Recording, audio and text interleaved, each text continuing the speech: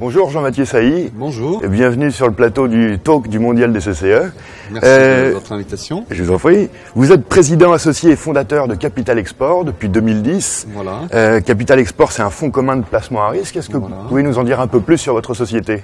Alors, plus précisément, je dirais que c'est un groupe d'investissement indépendant et notre métier, c'est d'apporter des capitaux et puis également toute une chaîne d'accompagnement, notamment à l'international, à des entreprises françaises qui veulent s'internationaliser, qui veulent accélérer leur développement international. Donc je crois que vous ciblez les PME françaises exportatrices. C'est ça. Comment les choisissez-vous? Comment choisissez-vous les entreprises dans lesquelles vous voulez investir? Alors PME et ETI, on va dire des sociétés qui font de 10, 20 à quelques dizaines de millions d'euros de chiffre d'affaires à peu près. Comme ça, elles ont déjà une certaine structure. En général, elles ont fait des premiers pas à l'export. Ça, c'est pour nous important. Donc on cherche des gens qui ont vraiment l'ambition de se propulser à l'international, qui ont déjà commencé à poser quelques jalons.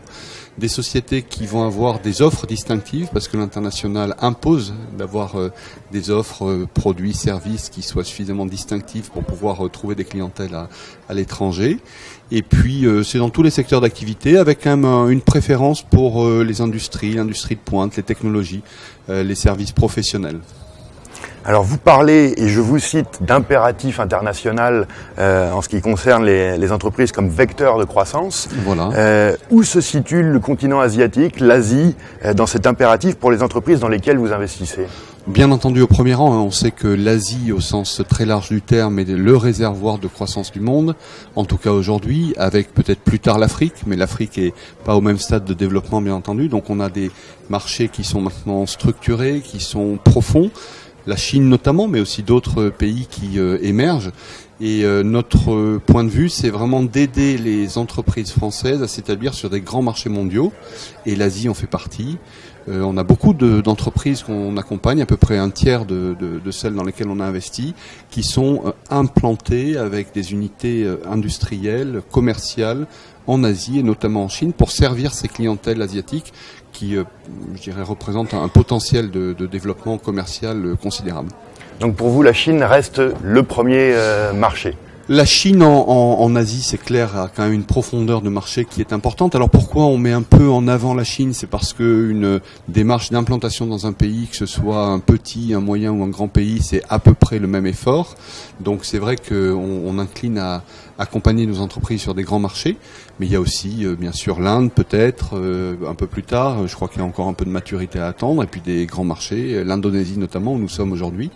Voilà, donc toute cette grande zone Asie-Pacifique est un réservoir de croissance important, avec une certaine réussite des produits français, que ce soit dans des domaines industriels un peu techniques. On a des filières quand même d'excellence en France. Et puis bien entendu, c'est un peu moins notre domaine, mais tout ce qui concerne les marques, la santé, la beauté, le textile, la mode, l'art de vivre français. Et quels sont, alors mis à part celles que vous venez d'évoquer, oui, quels sont les domaines dans lesquels les entreprises françaises sont les plus compétitives et peuvent faire leur trou sur le continent asiatique? Alors, toute filière, tout secteur peut se prêter à des entreprises industrielles, compétitives, évidemment.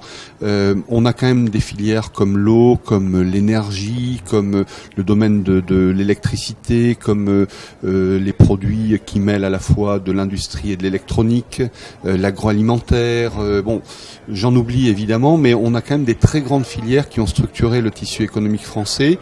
Et c'est vrai que le petit regret qu'on peut avoir, c'est que les Français ne se sont pas propulsés à l'international peut-être aussi rapidement et précocement que nos grands voisins européens, sans parler des grandes nations exportatrices mondiales.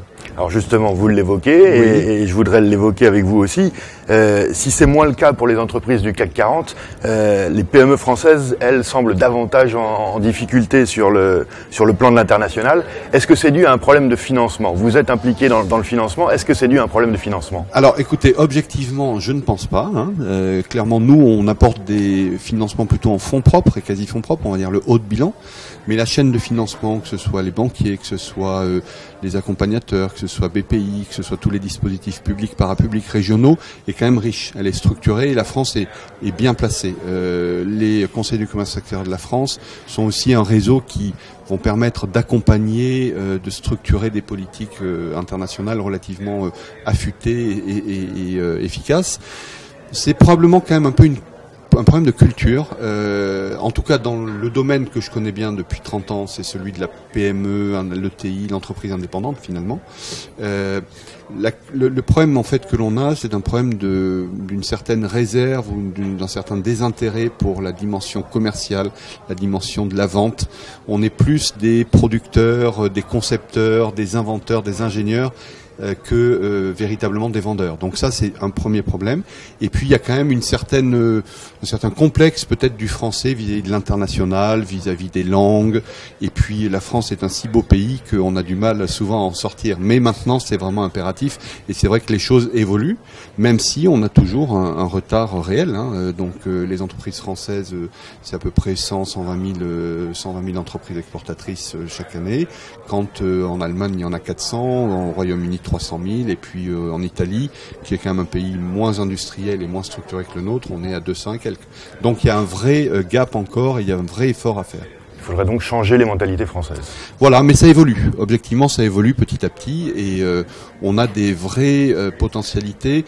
Moi, ce que je souhaite vraiment dire, c'est qu'on a en France cette synthèse assez originale entre la créativité, la dimension technique, technologique. On a des filières qui innervent vraiment le pays. Donc, on est souvent face à des entreprises qui, dans leur domaine, sont vraiment en pointe sur le plan des offres de services et de produits. C'est pas forcément le plus dur finalement maintenant que de les accompagner pour être plus performantes sur l'acte commercial et le développement international. Merci beaucoup Jean-Mathieu Sailly. Merci à vous, à bientôt.